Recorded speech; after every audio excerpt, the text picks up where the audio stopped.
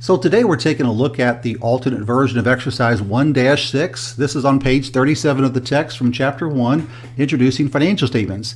This is a continuation of the data set we looked at for exercise 1-15 on ebony urns. We put together the income statement in exercises 1-15. Now we're putting together the statement of retained earnings. So the same data that we saw before, Ebony Ernst organized Ernst Consulting. The owner contributed its cash to the business. We're asked to put together the statement of retained earnings. We have the same data set as before, the asset accounts, liability account, stockholders' equity account. This account will appear specifically on the statement of retained earnings. And then from the previous slide, we used revenues and expenses to put together the statement of net income or the statement of income. So the statement of retained earnings will be a cumulative statement, just like the statement of income was a cumulative statement. It's going to show all the change in ownership dollars, their retained earnings from the beginning of the period to the end of the period. So it starts out with beginning retained earnings. Now, the company just started on October the 1st, so did they have any earnings that they've retained, any money they've made on that very first second of the first day of the month of October? Did they make any money? Well, no, the very first second they just started, they didn't have anything. So they began with beginning retained earnings of a big goose egg, 0.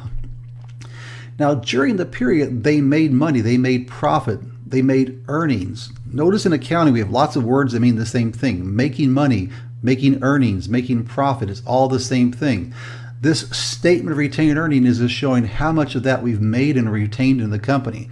So first off, we start off with 0.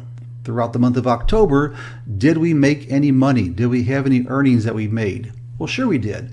We had our consulting revenues, less all the expenses that were incurred to generate those revenues, and what was left over was our net income, and that's the statement of net income that we calculated previously, which was just taking revenues less expenses, and they equaled a leftover $2,270 because revenues exceeded expenses.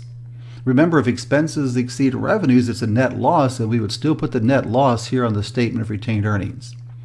Okay, so we have the retained earnings of 0 that we started with on that first second of the month of October.